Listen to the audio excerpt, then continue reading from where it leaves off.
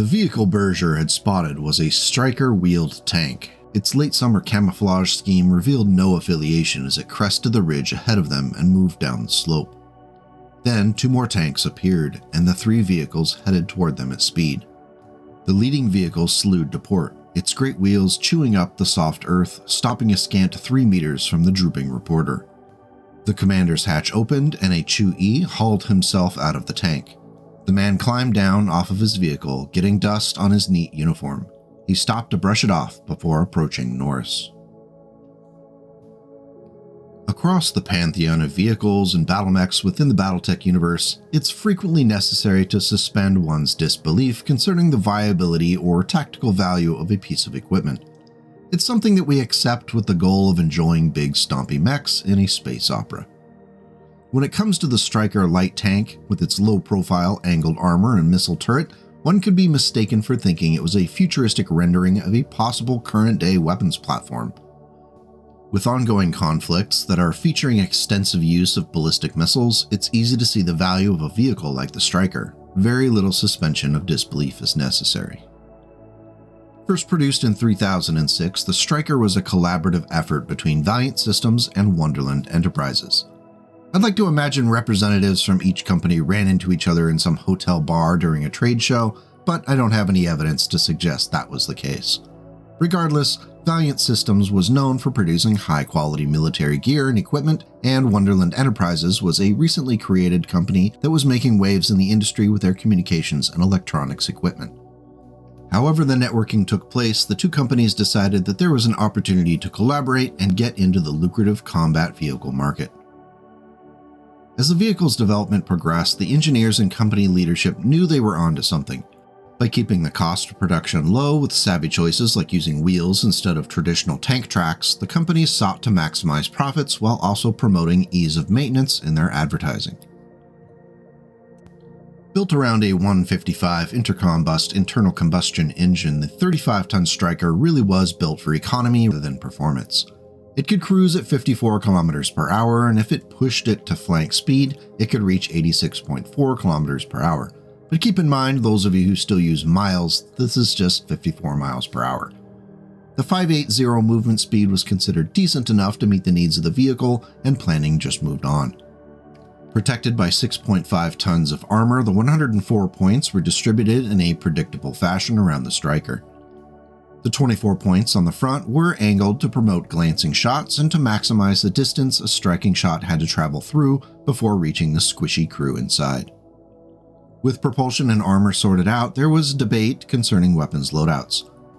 With the overall goal of creating a generally useful design that could be deployed across many different battlefields, the finalized loadout of the Striker reflects a split focus.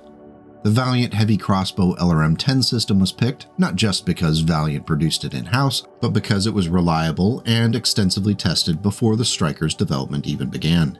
It added a layer of reputability to the new vehicle. In contrast, the Valiant Pilum Short-Range Missile 6 system was brand new and developed specifically to fit the Striker and work in tandem with the Wonderland 21-3 series targeting and tracking system. It was a bit of a gamble for Valiant and Wonderland, but following the Striker's first deployments, reports showed the SRM-6 worked as well, if not better, than other systems on the market. With 2 tons of SRM ammunition and 1 ton for the LRM-10, the Striker was tied to logistics lines for resupply, especially in those long-range defensive roles where those 12 shots could go quickly in a prolonged fight. Overall, the mixed loadout was not for everyone, and as we're going to see, field refits for the Striker platform were common. The key to the vehicle's success was not the specific weaponry, but the sturdy frame and unparalleled targeting and tracking. Nihil waved aside the guards at the open hangar doors, passing the 3 mech warriors straight through. 2 aging battle mechs stood inside the makeshift mech bay. Whether all or only part of Khalif's forces, Marcus had no way of guessing. They were a Spider and a Centurion, both looking much abused. A few support vehicles were parked around the feet of the 2 mechs like toy cars of 2 giant children. An old Rommel and a beat-up pair of Striker light tanks were the best of the lot. Nihil led them toward the vehicles and a line of guards that ringed the foot of the Spider. With the Striker's production lines located on Johnsondale, it's not a surprise that the Federated Sons were one of the first customers for the new vehicle. Sales would not be limited to the AFFS though, and the Striker would find buyers with the Lyrans as well as with mercenary units who would in turn spread it across the inner sphere. Overall, the reports from deployed units were positive, though the sensitive targeting and tracking system was prone to faults caused by incoming fire impacting the vehicle. To compensate, the Striker crews were forced to communicate with hand signals or shouted messages in some cases. Later versions of the Striker would be updated to address this technical issue thanks to information from the Helm memory core. The redesign included an internal layout update which allowed the crew to rapidly troubleshoot damaged systems and repair them on the fly. Fixing this persistent issue with offers by Valiant and Wonderland to fix older Strikers built confidence with customers. The investment seemed to pay off, and by the late 3030s, orders for the Striker light tank had a 9-month backlog, even with recently expanded production lines.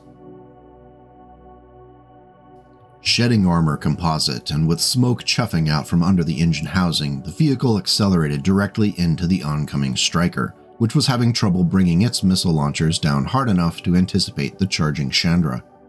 2 Streak SRM warheads finally pounded into the Chandra's front armor, but too little, too late. The armored vehicle plowed into the front of the Striker at 90+ kph. It erupted into a soot-stained fireball that looked to Jirobi like a wilted apple blossom, overturning the Striker, leaving it tilted up on one side. Unfortunately, battle reports of the Striker in action are few and far between. More often than not, when mentioned at all, the Striker has tended to be either the target of heroic fire from a protagonist or as window dressing. There are, however, a trio of notable examples of the Striker earning its keep. The first was a Striker nicknamed Young Betsy, which earned some notoriety thanks to a veteran crew which knew the vehicle very well. Their ability to troubleshoot the Striker on the fly and even during combat was impressive. The crew commander, William Knutson, was even inspired to write a manual for other Striker crews that wanted to get the most out of their vehicle. Unfortunately, Young Betsy and its crew would not survive the opening volleys of the War of 3039 on Saddlebari. Thankfully, they lived on through best practice maintenance lessons of future Striker crews. One major engagement report from the AFFS assault on the World Styx describes a company of Strikers forced to take up a defensive position among some hilly terrain as dropships landed around them. Taking advantage of indirect fire with their LRM launchers, the Strikers were able to pin down several groups of battlemechs while causing chaos in the landing zones. As the third dropship landed and began to deploy its deadly cargo, the commander of the Striker unit prepared their vehicles and crews for a last stand scenario. Unable to flee but also unable to defeat the numerically superior foe, they awaited their fate. As the minutes and then hours passed, the Striker crews were suspect. When a scout was sent to investigate, it was discovered that the attackers had moved on without discovering the source of the LRM fire. One final anecdote may be the most bizarre as it involves 2 Striker crewmen who went by Wild Bill Knutson and Psycho Maul. When a Union-class dropship landed in their proximity, the brave and possibly unhinged pair decided to take bold action. When the dropship dropped its ramps and began unloading its cargo, Wild Bill and Psycho drove their Striker up the ramp and began to fire their SRMs at internal components of the ship. Shocked by the boldness of the action, those on the dropship were unable to return adequate fire. The Striker ran the gauntlet and then down the ramp again, where the pair were able to reach safety. What they had started with their Striker, artillery finished up as the dropship was shelled into scrap. 2 Strikers flanked the dark sedan, their wide, heavy wheels throwing out icy sprays of gray slush. The light urban tanks peeled off to take up positions covering the front of the main keep and the gates. Their readiness belied the hover limo's casual speed and the unhurried way Nandi exited the sedan and stood for a moment in the courtyard, exposed, defiant. As could be expected, there were quite a few field refits for the Striker over the years. Some were codified into official variants, though the exact year they were first seen on the battlefields of the Inner Sphere is surely to be in dispute.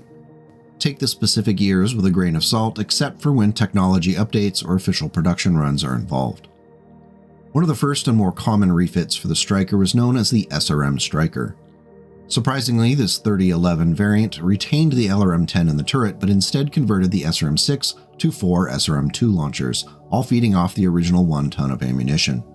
This change boosted the overall firepower of the vehicle due to the additional mass of the combined SRM-6 launcher. It also provided some flexibility in response to threats. Sometimes sending 2 missiles into a nearby structure was more than enough, and 6 would have been way overkill. In 3022, what was known as the LRM variant of the Striker was codified. It shifted the role of the vehicle to pure fire support by removing the SRM-6 and replacing it with an LRM-15 fed with 4 tons of ammunition. Available documentation states that the LRM variant would often be paired up with the SRM or standard variants in order to provide some protection for the fire support Strikers. For a battlefield command seeking cheap fire support, an LRM-15 that has plenty of ammunition and only costs 600,000 C-bills has to be a good consideration. In what ended up being referred to as the 3053 upgrade, Valiant Vehicles decided it was time to give the Striker a significant upgrade to bring it up to standard with the post-Helm memory core universe. The biggest structural changes included the Interfuss 155 fusion engine and the upgrade to 7 tons of ferrofibrous armor. This significantly improved the tank's armor coverage, and the use of the fusion engine bought mass, which was used to improve the vehicle's offensive weaponry. The traditional LRM-10 was swapped out for a Valiant Arbalest LRM-15 launcher paired with an Artemis IV fire control system. The SRM rack was replaced with a pair of Javelin Streak SRM-2s. Overall, the 3053 Striker was tougher and it could hit harder at range, though it did suffer from an extremely limited supply of LRM ammunition. Just a single ton of ammunition in the body of the vehicle allowed for only 8 shots, which significantly limited the Striker's use as a fire support platform. Additionally, the Streak SRM-2s limited their use of specialized ammunition and firing for effect. At nearly double the price of the original Striker light tank, the 3053 variant struggles to justify its price. Just 1 year later, a sub-variant of the 3053 was spotted, which attempted to deal with the ammunition shortage for the LRM launcher by pulling the Artemis IV fire control system from the vehicle. This doubled the 8 shots to 16 for the LRM-15, but at the cost of accuracy. Additionally, there was another variant in 3053 which included a NARC missile beacon and the original LRM-10 and SRM-6. However, it was notably criticized for being impractical, as most of the time the Striker wants to avoid closing into short range with targets. Driving deliberately toward the enemy to fire that NARC was seen as a good way to end up on the KIA list. In 3061, a Civil War-era Draconis Combine Striker was pressed into service, which retained the fusion engine but dropped down to 6.5 tons of ferrofibrous armor. The turret-mounted LRM-15 with Artemis IV fire control was the primary weapon, though it was backed up by an ER medium laser. This was the Operation Sneaky Sneak variant, as it also carried a Guardian ECM suite and a C3 slave computer in its cabin. The downside for the 3061 variant is the cost, which was north of 1.7 million C-bills. Accepting that, it's still a solid build that could easily play Mother Duck to earlier variant Strikers. If you're not a fan of the C3 network, you're in luck, because the Laser Striker variant in 3062 removes that C3 in favor of an additional ER medium laser in the turret. Otherwise, it's identical to the 3061 version, which made producing the slide for this variant much easier. Thanks for the solid, devs. Leaping down to 3070, the uniquely named Wet Striker field refit was officially classified as an experimental design by the AFFS, who captured one of them following a pirate raid on Caldwell in 3073. Reports describe the defenses of the AFFS Tinker Island depot as primarily anti-air due to the fact that Tinker Island was, shockingly, an island. When Hirochiro Koga and Alan Gillette's modified Strikers emerged from the water and rolled up on the depot, they were undetected until the pirates were already nearing their targets. The half-dozen Wet Strikers began to fire on the scrambling garrison units using the vehicle's dual turret system. SRMs and rockets filled the air as pirates sought to fill their cargo bays with supplies. Though half of the Wet Strikers escaped, one was captured intact and analyzed by the AFFS. The vehicle benefited from a 190 fuel cell power source, which improved the speed of the vehicle and made room for other surprises. The Striker was equipped with limited amphibious gear to make the short underwater journey possible. No changes were made to the 6.5 tons of standard armor plate. In the first turret, an SRM-6 was fed with 1 ton of ammunition. In the other turret, 4 rocket launcher 10s offered the unique opportunity to do a comedically large amount of damage. Finally, because you need a place to store your loot, a 5.5 ton cargo bay was installed. Though definitely niche in its use, the Wet Striker proved to be effective for the task Koga and Gillette set in front of it. The fact that they were able to escape the raid sure lends proof to back the claim. The newest striker in the BattleTech timeline is known as the Stealth Striker. It was created at the request of the AFFS, who wanted to increase the survivability of the vehicle using advanced technology. Equipped with a light fusion engine and protected by 6.5 tons of vehicular stealth armor, the vehicle was then further protected with the addition of a Guardian ECM package. For weaponry, the two Multi-Missile 5 launchers were added to the turret, along with an SRM-6 launcher. This combination of missile launchers provided a significantly upgraded punch over the original Striker at short range, while able to match the original LRM-10 at greater distances. The 2 tons of LRM and 1 ton of SRM ammunition for the multi-missile launchers was deemed adequate for most circumstances. The Stealth Striker guaranteed that the vehicle would be useful and potent well into the IlClan era. Our last official variant for the Striker is known as the Sealed variant, and it was first spotted in 3077 during the Blakist kerfuffle. The Striker was protected by 6.5 tons of standard armor and had a 155 fuel cell to save some mass in comparison to the internal combustion engine. Like any good Blakist vehicle, the Striker needed to be environmentally sealed to keep the bad smells in and the chemical weapons out. Its offensive weaponry consisted of 2 Multi-Missile 5 launchers that were added to the turret along with a light machine gun. It carried 3 tons of ammo for the MMLs, which was adequate, though just 10 LRMs per shot at 1.2 million C-bills for the vehicle could feel a bit lackluster, even with the Guardian ECM suite installed. The Sealed Striker is definitely a specialized design that could be useful if you needed to do some dirty work for your Blakist masters. Of course, we can't wrap this up without a Mechfrog variant, so here we go. Rolling in on a 155 fuel cell and protected by 7.5 tons of light ferrofibrous armor, the Striker MF is sleek and capable of ruining someone's afternoon. The primary turret weapon is a Thunderbolt 10 launcher fed by 2 tons of ammunition in the body of the vehicle. Backing it up is a Multi-Missile 5 launcher along with 2 tons of ammunition. I saved you some time on the record sheet by adding 1 ton of LRM ammo and 1 ton of Inferno SRM ammunition. You're welcome.